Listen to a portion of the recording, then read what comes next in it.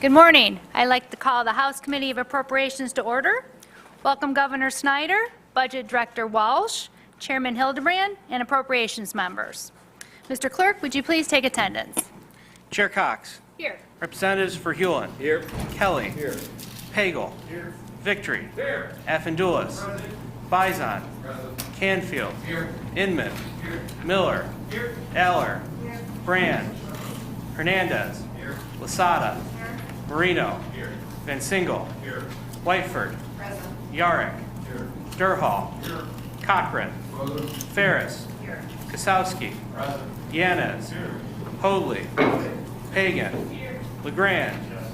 Peterson. Present. Robbie. Santana. Here. Madam Chair, a quorum of the committee is present. Thank you, Mr. Clerk. Representative Pagel moves to approve the minutes of the January 17th meeting. Without objection, so ordered.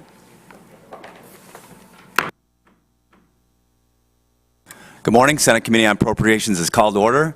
Governor Snyder, we're honored as always to have you before our committee. Lieutenant Governor Calley and Budget Director Walsh, we look forward to your presentation today.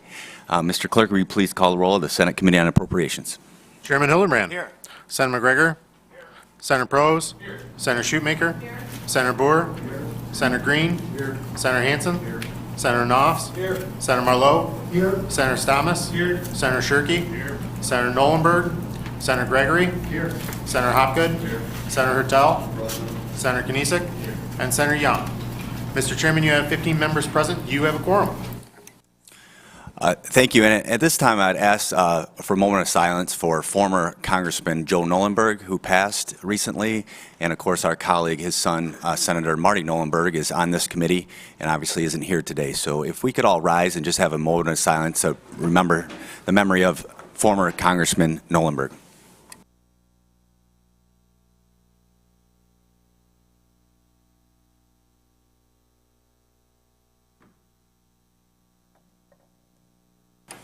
Thank you. Senator Shoemaker moves to excuse absent members from today's meeting, supported by Senator Stamas. Without objection, absent members are excused. I'll turn it back over to Chairwoman Cox. Thank you, Senator Hildebrand. Welcome, members. I just want to let everybody know I believe we have a handout in everybody's place. And Governor Snyder, please proceed as you'd like. Well, thank you, Chair Cox, Chair Hildebrand, members of the committees. Thanks for the opportunity to join you again. It's always a great opportunity to share the progress that Michigan's made, the budget for this following year, and the opportunities we have to continue Michigan's comeback. So it's great to be with you. I appreciate it. With that, let me turn it over to my partner, Lieutenant Governor Brian Calley, to walk through a lot of the economic results that we've achieved, and they saved those numbers for the accountant, me.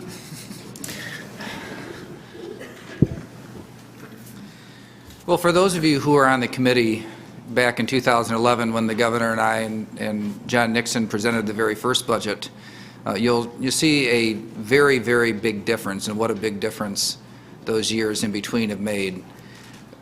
The number of jobs, just the sheer job growth in our state is something that wouldn't have been believable at that point, and yet here we stand at 540,000 new private sector jobs.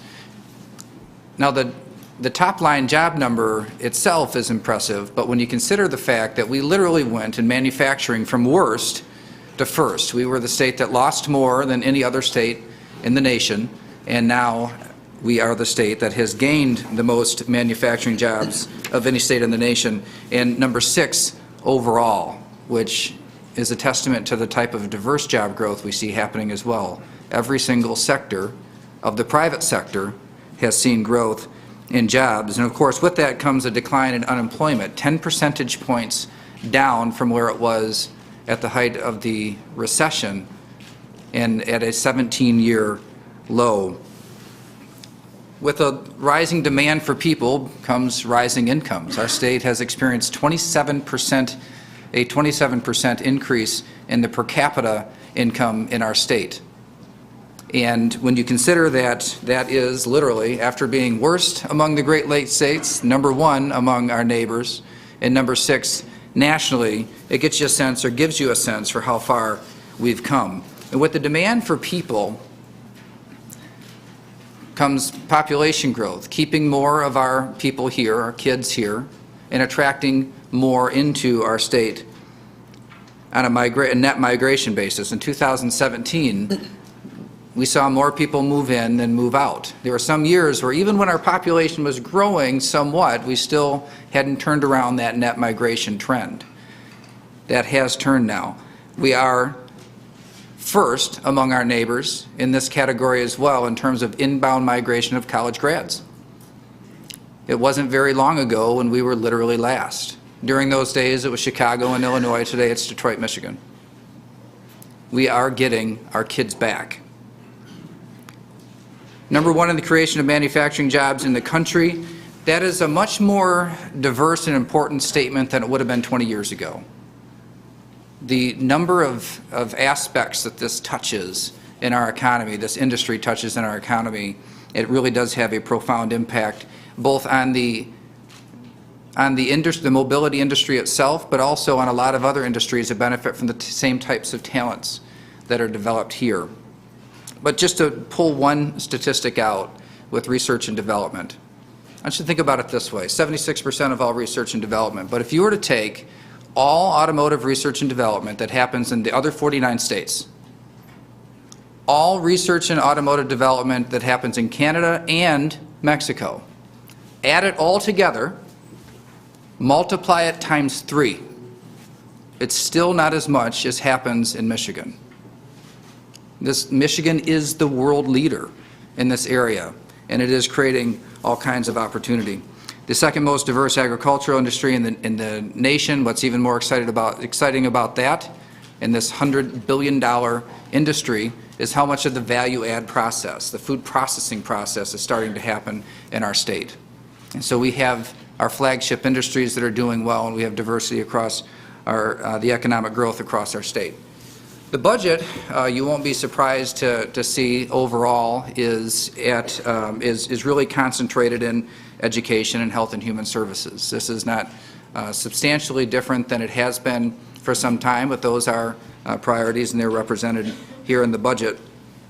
But what is, I think, noteworthy is that the overall budget growth is, in this budget being presented, is held to a little over 0.5%. And this happens in the context of reducing debt, saving for the future, accommodating tax cuts, major tax cuts, and making strategic investments in our future. Of the overall budget spending, you'll note that 18% is the general fund. The fiscal year 2009 gross spending of $56.8 billion comes mostly in restricted funds and also constitutionally and federal funds that are earmarked, but the portion we have the most authority over in terms of flexibility over is really less than, it's gotten to be less than 1/5 of the overall budget. The general fund itself is not an overall spending is not seeing a difference. You'll see differences in line items and priorities within that spending, but the overall spending of that general fund is at, go ahead and advance, at $10 billion, not a change from 2018. And that is particularly significant when you consider that we project inflation to be 1.9%. And so even with those priorities and reduced debt, saving for the future, strategic investments, and accommodating tax cuts, the dollars are being spread further in the budget that is being presented here today. So inside here, inside this budget, you'll see the wide scope of tax relief. You'll see the major priorities of education and preparing for the future. Our road and transportation funding, as you might have, as you will remember, we did pass a transportation plan a few years ago that rolls into effect. We are going to propose to accelerate the investment into our roads and prioritizing safety and making strategic one-time investments with lapsed funds. The last slide I'm going to cover here is on tax relief for Michiganders. Just by way of review of the things that have been accommodated within this budget and tax cuts that are rolling into effect. during this year. The homestead property tax credit, the maximum amount that a person can keep has been increased by $300 per family.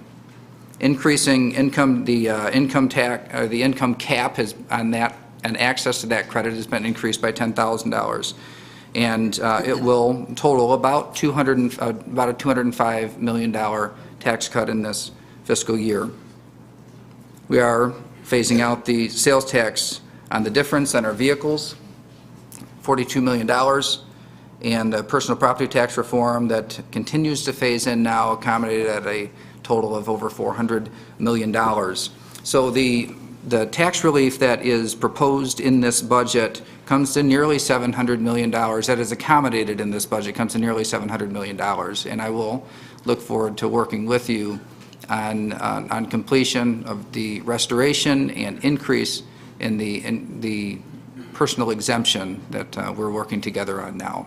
So thank you very much for the work that you have done to make Michigan a leader in getting budgets done 4 months early, being the new on time, balanced, structurally balanced, with no gimmicks and smoke and mirrors, saving for the future, reducing overall liabilities by $23 billion over the course of a relatively short period of time.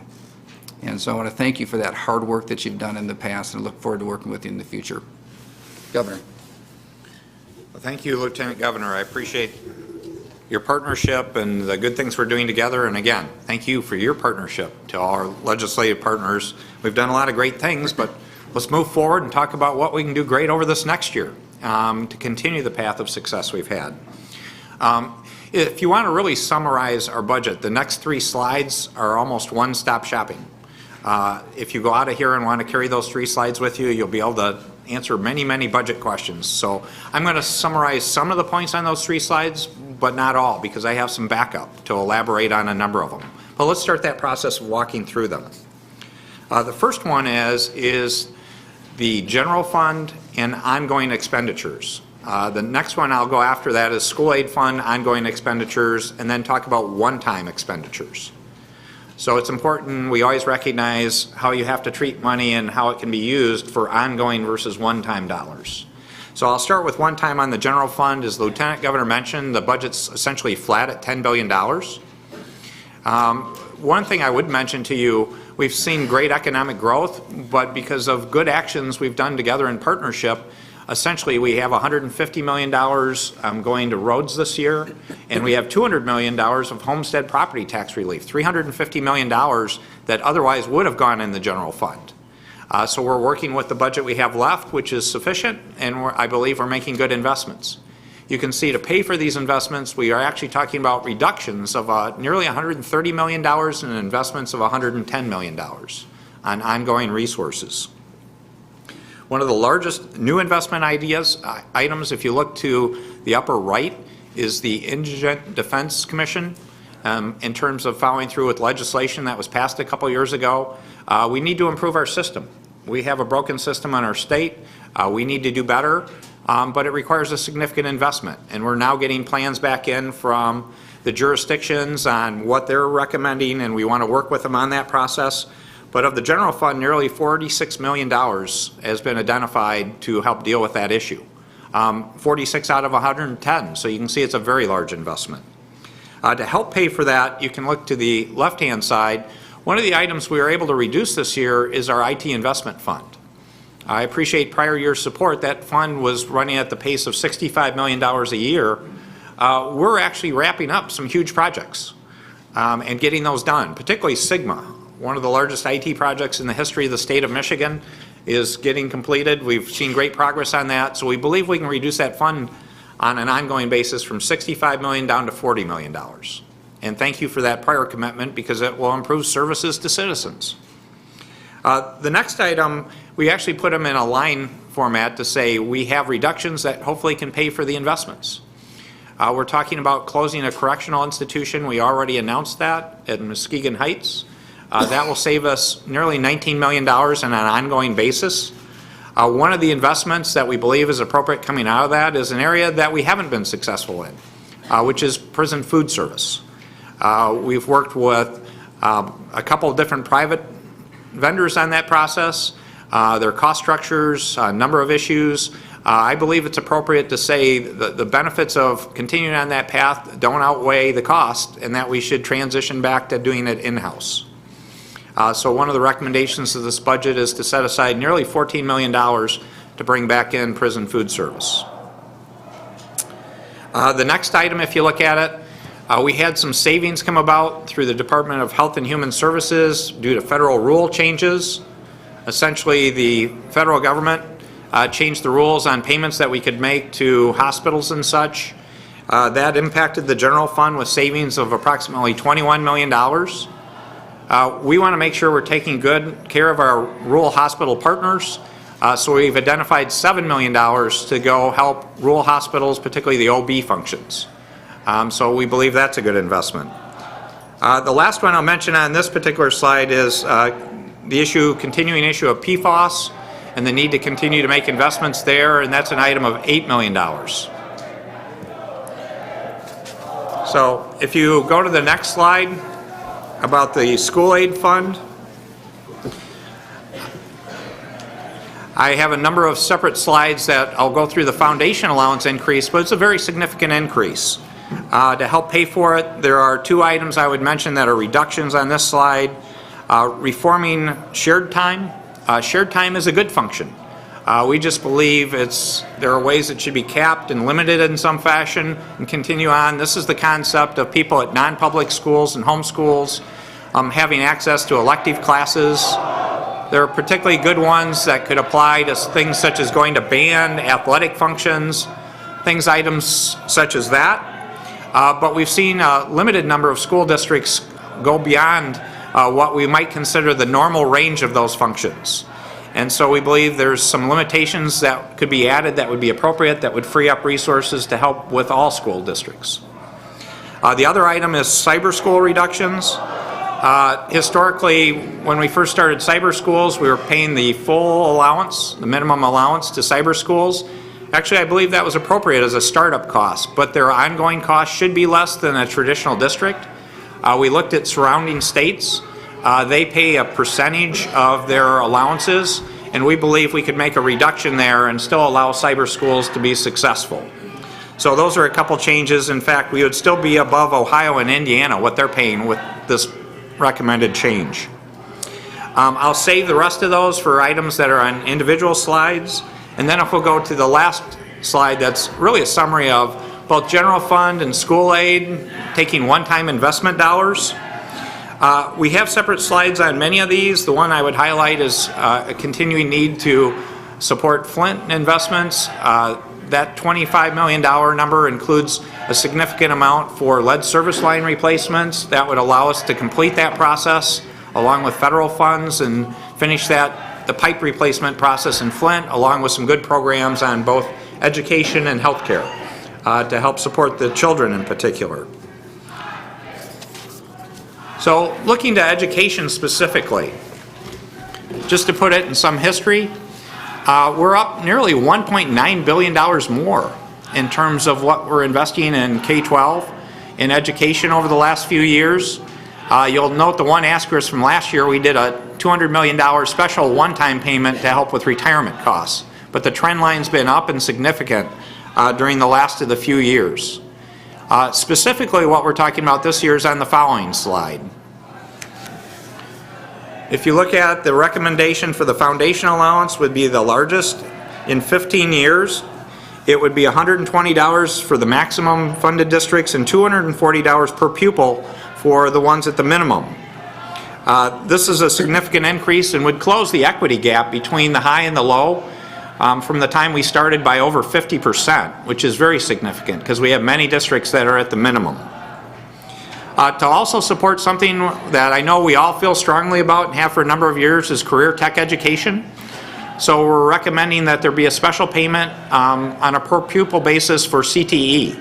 So for each CTE student, there would be a payment of $25, and for critical skills and high demand areas, there would be an additional $25 or $50. To give you an idea, there's roughly about 110,000 students in CTE today. over 70,000 of those would fall into these critical skill areas. So this would be an excellent opportunity to encourage more schools to look to get young people the information they need to make excellent decisions, to look at these as career opportunities. Moving on, the actual foundation allowance, here's a graphical representation, so I just want to give it to you in that form so you can actually see the change over the last few years. You can see the gap between the minimum allowance and the maximum allowance and the closure of the gap. Again, this is something we should be very proud of. That's helping provide support to our schools. The next one, though, is I wanted to add a slide because quite often people will take the foundation allowance and try to compare it to overall funding. And I thought it better just to give you the overall funding level on a per pupil basis.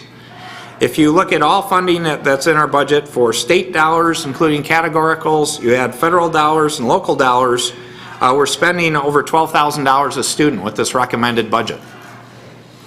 What we need to continue to work on is seeing better outcomes with students in terms of achievement levels.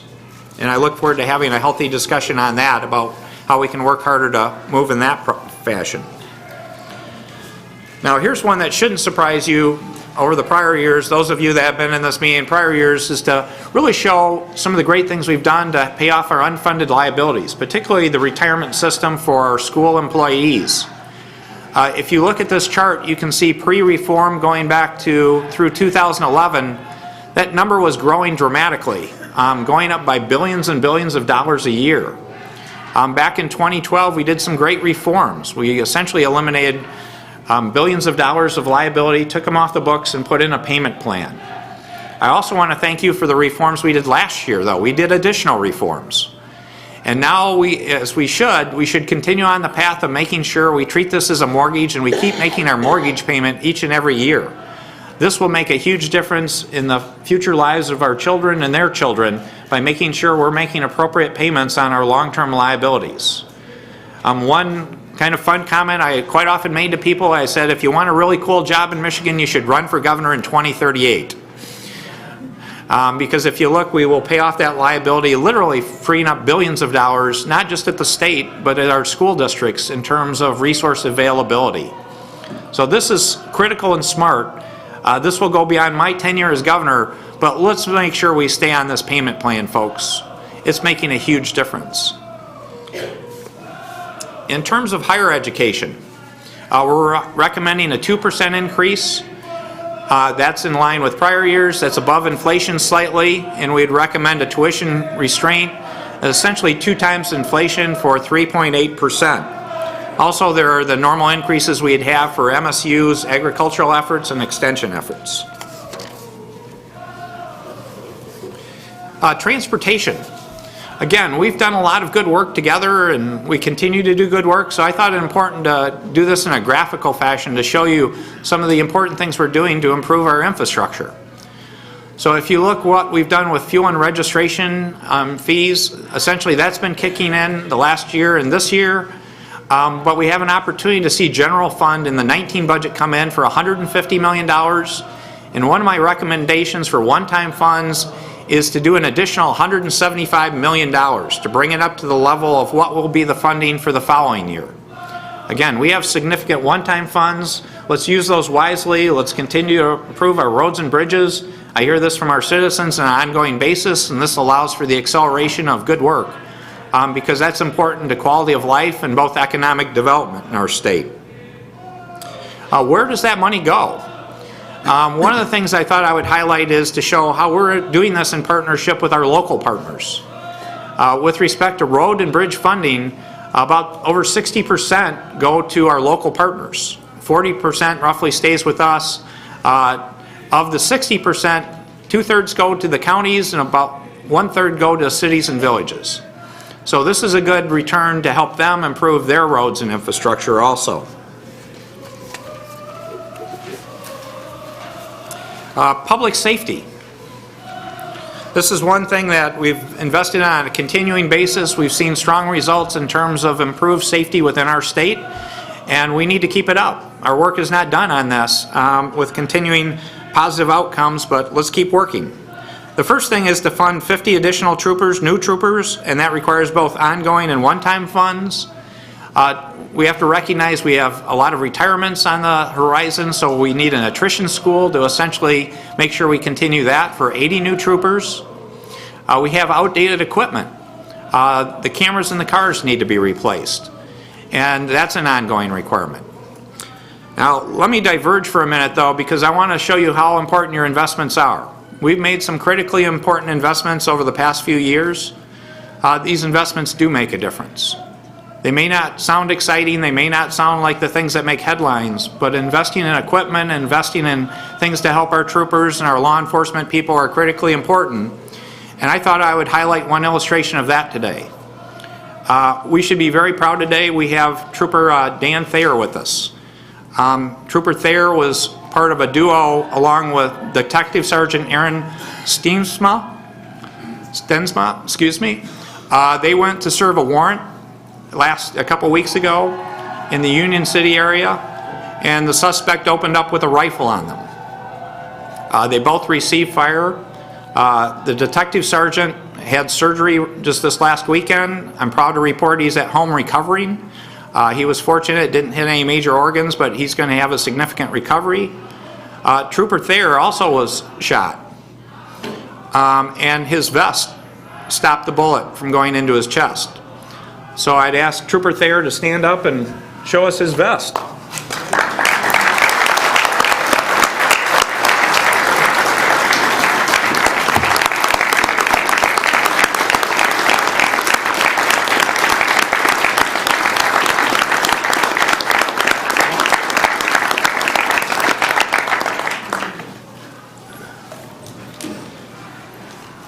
This brings the point about how they stand in harm's way to keep us safe.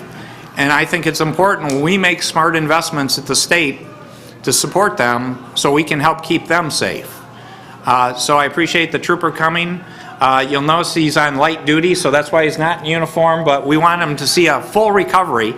The other thing I would notice is I want to give a shout out to his wife Roxanne on behalf of all the spouses and family members of law enforcement. Thank you for your contribution and support of all this.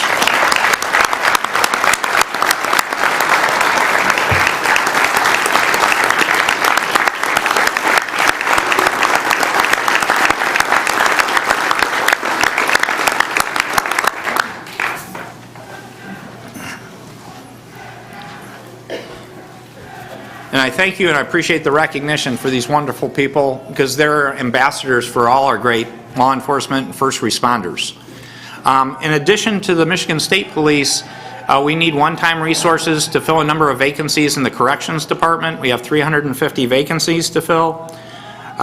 We also want to keep going in terms of funding for conservation officers of an additional $1.5 million. One thing I would also mention, I skipped that point, is we're looking to do more recruitment and outreach in the supplemental bill for the state police to work on more diversity and opportunities for more people to join MSP. The final item is an item that obviously has drawn lots of attention. We should be proud we've been a national leader in working on the issue of campus sexual assault. I appreciate the support from the bipartisan legislators, which got some of our team members right here on this committee. Thank you for your service. I appreciate the First Lady's efforts, but there's more to be done. So we're recommending the $600,000 to continue the grant process we've had in the past, but I also wanted to put a placeholder in to say we're looking at some additional steps and resources to see what else could be done, and there'll be an upcoming announcement, and I look forward to working with my legislative partners on that announcement and more steps we can do to do good things. In terms of lapse funds, I already talked about the roads and infrastructure investment of $175 million. We actually have extra resources on a one-time basis, and this is about smart financial planning. We can use those to avoid using bonds that would put us into more debt. So we could use $112 million to avoid borrowings on both the Capitol building and new veterans homes. By avoiding that borrowing, we can essentially save $48 million in long-term interest costs. So again, that's something that accrues to our future, but it's a wise investment of dollars in terms of working through that. Now let me walk through some other strategic one-time investment dollars. As I mentioned, we had a number of other one-time dollars. One of those, the first one I would put up is on statewide broadband. A $20 million reserve that we'll be working on the process of coming up with recommendations on. I recently signed an executive order creating the Michigan Consortium on Advanced Networks. They owe me a report this summertime with specific programs and steps we can take, and I would like to have a reserve set aside that we can effectively use those dollars and not have to wait. Those of you from smaller communities and rural areas, you know we need to do better. This is something that's been talked about a long time. As I described it to people in the general public, I've seen a lot of people bring me plans, but the problem is I saw plans 8 years ago that I saw 3 years ago. So I'm not interested in more plans, I'm interested in more action in terms of getting better connectivity in our rural and smaller communities. The other one is this next generation technology mobility pilot. This would actually be a subset up to $20 million out of the $175 million road package that we're recommending. MDOT is working on a process to say, are there some pilots in the mobility area that we could show autonomous and connected vehicles, do more smart highways as part of our highway investment, to add more intelligence, signage, and good things. And so they're looking at creative ways we can show even more efficiency than traditionally just doing paving. So they're going to be coming back with recommendations there for your review. The Michigan-Israel Business Accelerator, I believe this is an exciting opportunity. This is a public-private partnership. This is not just solely using state dollars. We would provide half the funding, the other half would come from the private sector and other nonprofit organizations. And the idea is to create a business accelerator to increase more investment from Israel into Michigan and how we can be supportive of Israel. We'd use $2.5 million of one-time money that would give us 5 years of funding to operate this to give them good runway. We did something similar with the Michigan-China Innovation Center. It's been going on for a year or two. The results have been great in terms of outcomes. And we had people come forward saying they wanted to build more bridges and ties. So I think it's a good investment of resources. Project Rising Tide, a $2 million investment. This was an innovative program we created a couple years ago to say, let's find 10 of our smaller communities that have challenges in 10 different regions of the state. It's been a fabulous program. I've done a listening session in each one of these 10 communities. I'm proud to say I've done 2 graduation ceremonies now as communities have graduated.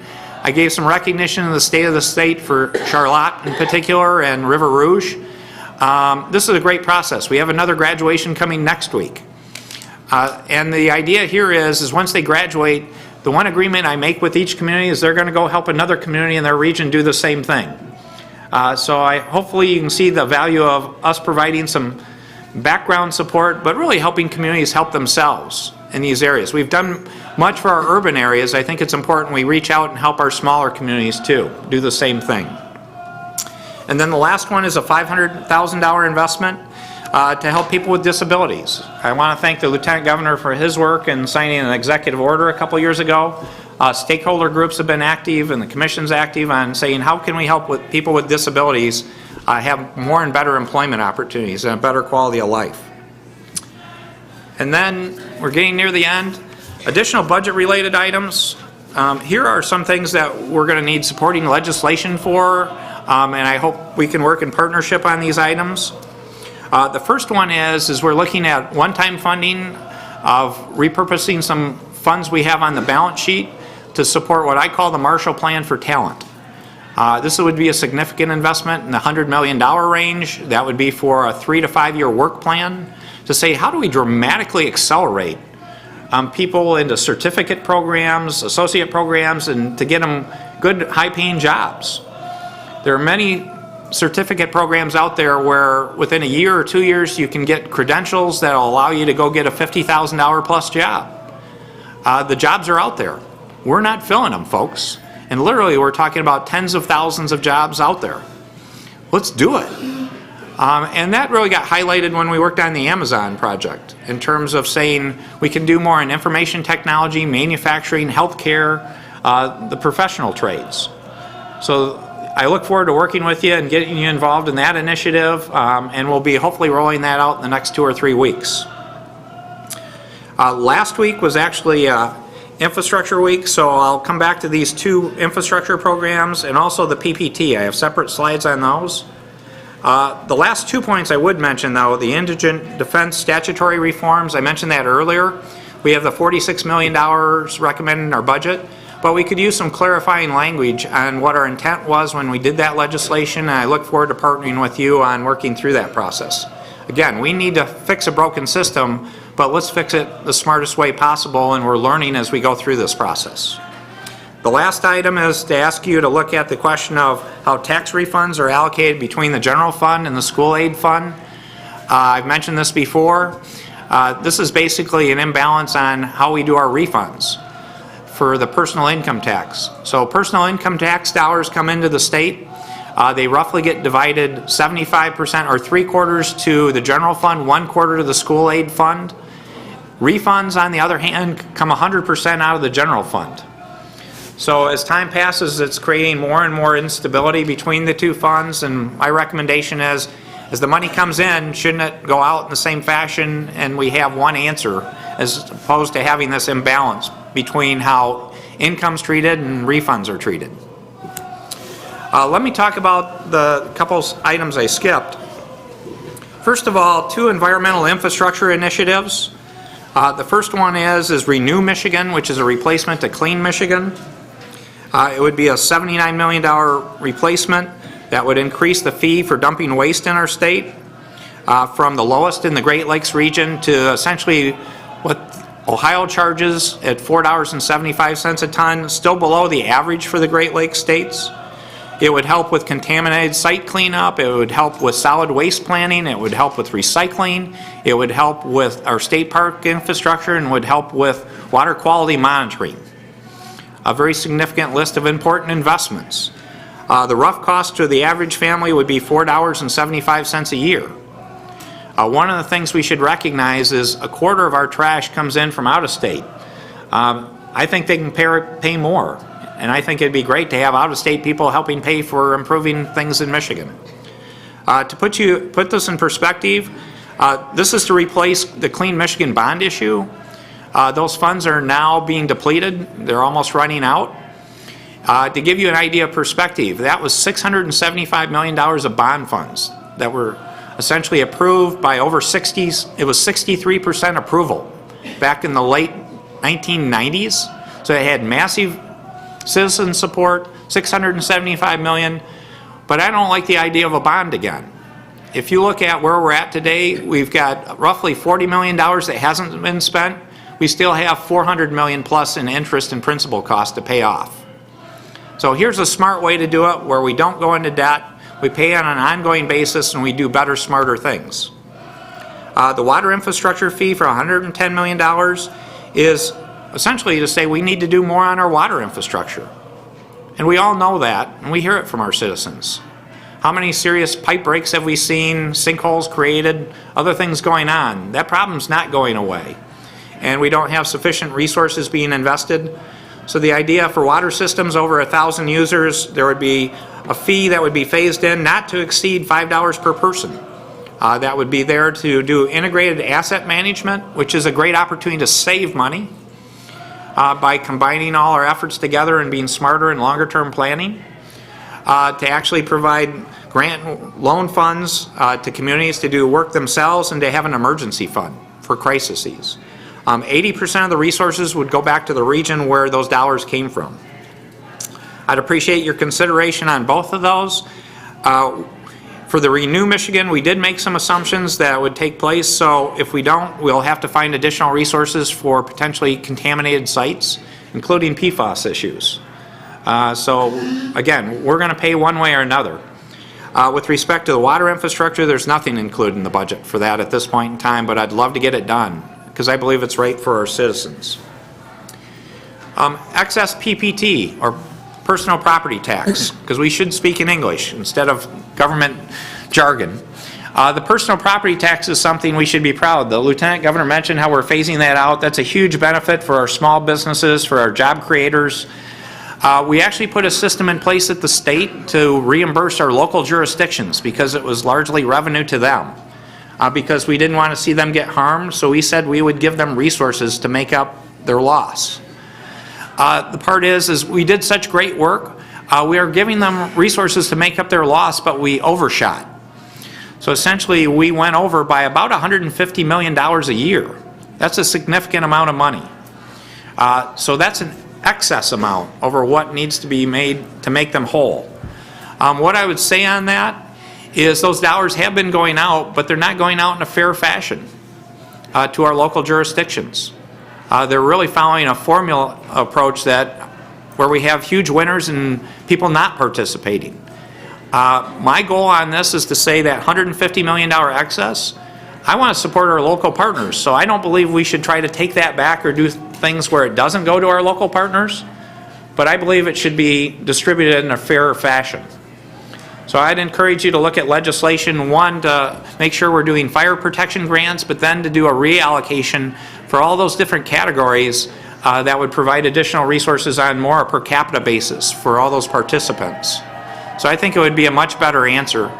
That's one of the reasons you don't see us have a recommendation for statutory revenue sharing or community colleges. This is a significant amount of money that would cover them for multiple years in terms of what would have been their traditional allowances. But let's get this corrected and let's get on a more positive path. The last item I have is the rainy day fund, the budget stabilization fund.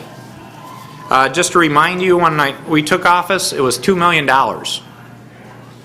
That would run state government for approximately 30 minutes, was the estimate at that point in time. With the great investments and the smart practices, because we should have a savings account, that number would grow to $922 million by the end of fiscal 19. Again, this is just like a family, folks. If you go to your family financial advisor, they'll tell you you're supposed to have so many months set aside in savings, right? The same thing applies to the state of Michigan. We don't have the recommended amount we should have set aside in our savings account for that rainy day. We've made some big investments, but we should go higher.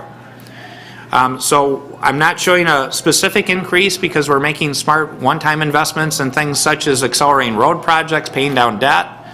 But as we get lapse funds, particularly at the end of this fiscal year, I would recommend we look at a large use of those lapse funds to bring up the rainy day fund and make future investments in that fashion. Before I open up for questions, I'd like to give a big thank you. Thank you in particular to the budget team. They work a lot of hard hours. This would have been their busy season. This is their Super Bowl. So I'd like to recognize all the members of the budget team and all the teams of the executive departments for their hard work putting this together. So thank you for your hard work.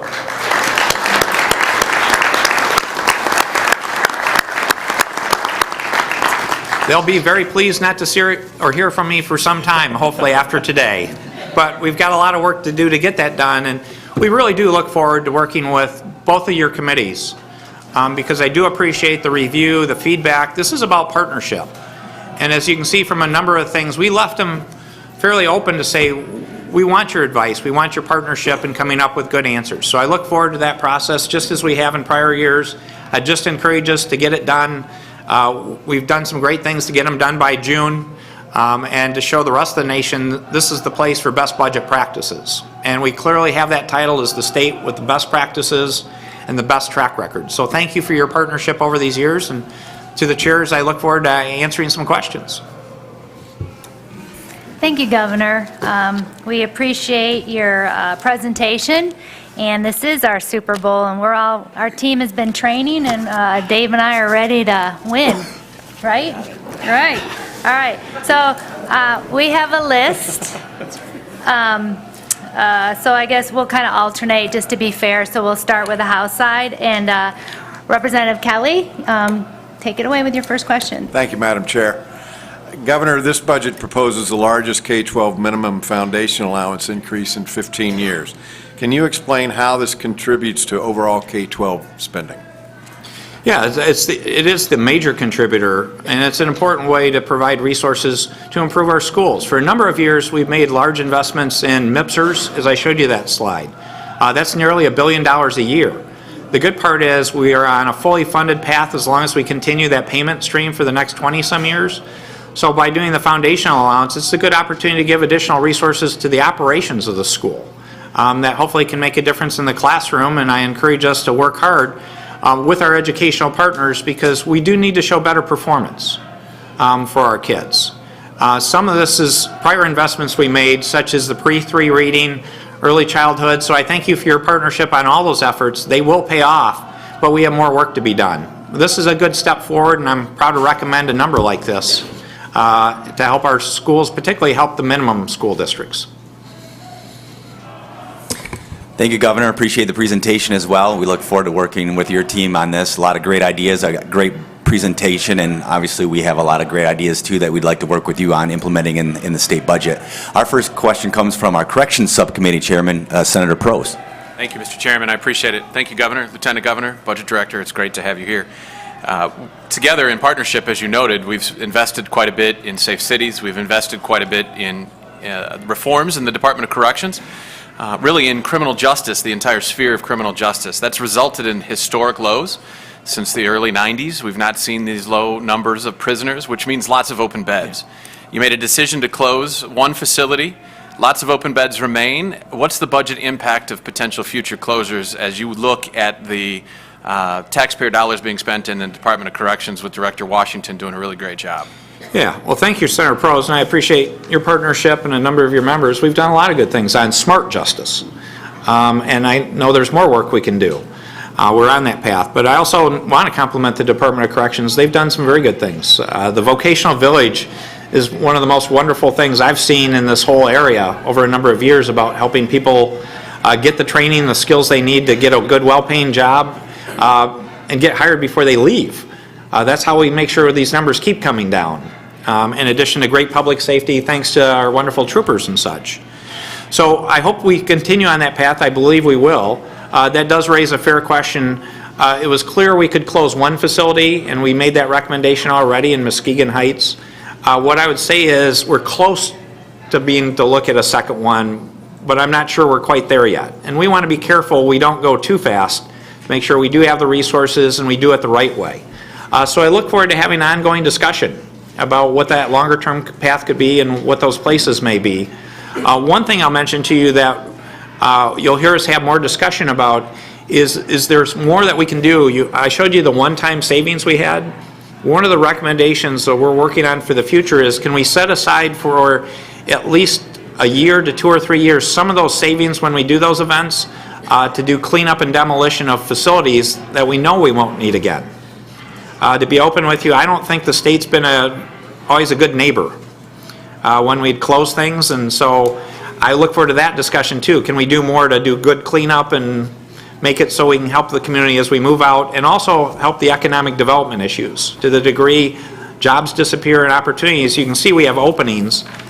We can transfer many of these people so they continue with the department, we want them to, but in some cases we may have to put some resources to helping the community bounce back with the closure. Minority Vice Chair Durhal. Thank you, Madam Chair, and good morning, Governor, Lieutenant Governor, and Budget Director Walsh. Congratulations on your new position. I wasn't necessarily in favor of the roads package that was passed a few years back, but I have to say I'm very pleased to see that there's an additional $175 million to accelerate that package that was passed. And with this acceleration and funding, what impact do you think that's going to have on our communities? Well, I think it'll be a very positive one, because as we all know, we need to make bigger investments. And to do it sooner, this is one case where you say when people see that orange barrel, are they happy or sad? Right. Sometimes it's a combination of both, but more barrels are a good thing, given the catch-up we need to do. And we've had some huge projects going on, but I'd like to use this money to really step it up and accelerate some of these programs. You've seen I-75 south of Detroit in the downriver area. That's a monster project. I-75 up in Oakland County. 696 is a critical project we get working on with the concrete issues, and then some wonderful projects in other parts of Michigan.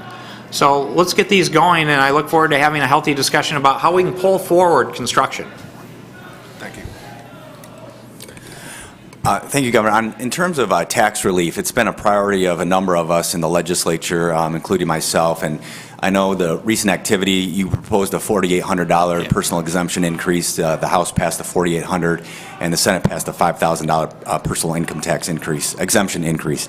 Can you comment on how that's accommodated in the budget and your openness to work with us further on providing some tax relief.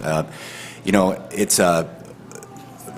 I've long thought that reducing some of the revenue here in state government forces us to make better decision-making with the budgeting that we do, be more responsible and look for efficiencies in state government. And so it's something in my last year in the legislature that myself and a number of us would like to pursue, and I'd just like your reaction to that. Sure. I want to do it in partnership with you because I think we all agree that tax reform got done, and to the degree it provides a windfall to the state of Michigan, we first of all shouldn't get that windfall with respect to our citizens, our individuals. The question is can we go beyond that to find other resources? And then it's a question of how do we do that in a fashion where we're not cutting out some of those critical programs, such as having the resources to buy vests, ballistic vests for our troopers. And I think we're having a good, healthy dialogue, and I believe in good faith we should come out with a good answer by working together. And I look forward to that. Also, I'd like to resolve driver responsibility fees with that. So what I would tell you is I'd like to take both those topics, and we're having healthy dialogue today. Hopefully we can wrap that up relatively soon and get something we can get through.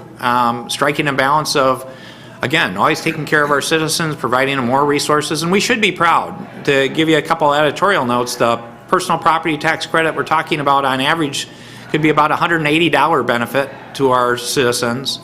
The sales tax on the difference, if someone buys a vehicle, it's probably over $200 on the average vehicle. So we're doing some good stuff, but there's more to be done.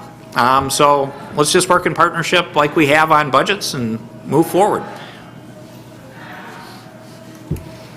Vice Chair Verheulen. Thank you, Madam Chair. Good morning, and thank you, Governor. Governor, it looks that the largest new general fund spending item in this budget is for indigent defense. Can you expand on why this is an important investment for the state of Michigan?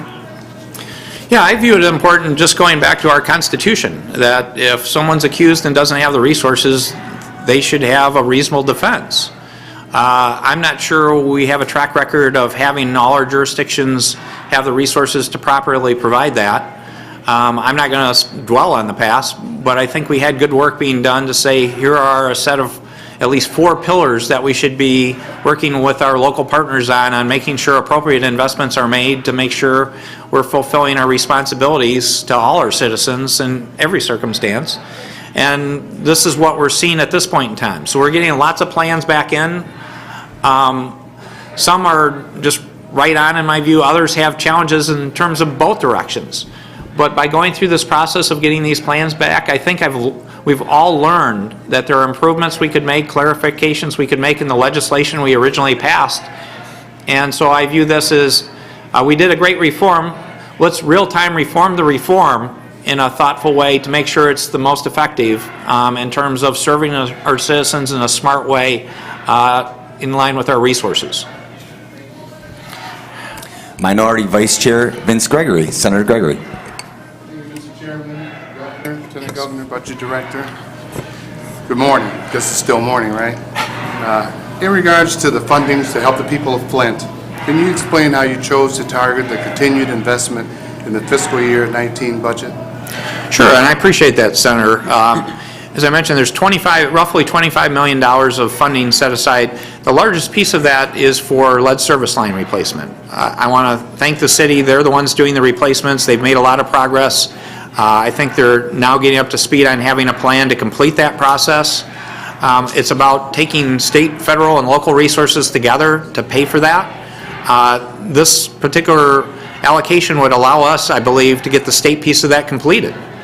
And that would be a very good thing, and get those lead service lines out of the ground. The other pieces of it is there are 2 main components. One is on the educational front, particularly with some services to help young people with any developmental issues, and then school nurses.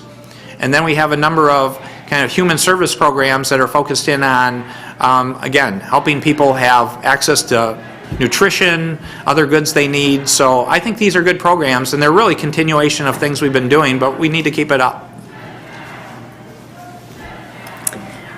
Representative Hernandez. Thank you, Madam Chair. Thank you, Governor Snyder, Lieutenant Governor Calley, and Director Walsh, for your presentation today. You touched briefly on the issue of incoming trash in the state of Michigan. I have the Blue Water Bridge in my district, so I see a lot of that come straight through my district. Just curious if you've done any projections on the effects that an increased fee would have on revenue through that program, and if that is included in this budget proposal. Yeah, thank you. And I apologize, I'm leaning. This is one of the most beautiful rooms in the entire Capitol, but we have a really big post right between us. It's something we fully won't know the consequences, but we don't see a significant decline happening. This is a case where that trash is primarily coming from Canada, and you know, I love the Canadians in so many ways, but taking their trash, I don't mind having them pay somewhat more for. Because if you look at what they're paying in their circumstance, we believe much of that will continue to come our way. And wouldn't it be good to have them pay a fair share and help us support in doing cleanup and other things? I know the governor has to leave soon. We have one more Senate question. Senator Mike Shirkey. Thank you, Mr. Chair. Governor, you have aggressively led the prepayment of and accelerated payments of our debt over the course of your tenure, which has accrued greatly to the citizens now and into the future. I'd like you to talk about how does that same project that you've been led compare in this year's budget to the previous year's budget in terms of how much are we actually paying toward accelerated debt payments? Well, to put it in perspective, we've done great in terms of paying down debt, in terms of particularly the retirement plans. So that's been a wonderful thing. One thing I will mention to you, I apologize if I get off too far and being the accountant, but this is something we should be really proud of, is one of our reforms last year was to drop the interest rate to 7.5% on MIPSers, for example. We also instituted some investment policy changes to say that if we had excess gains, we wouldn't use that to offset excess losses. We'd stay on the same payment plan and reduce our return rate, which adds more certainty to it.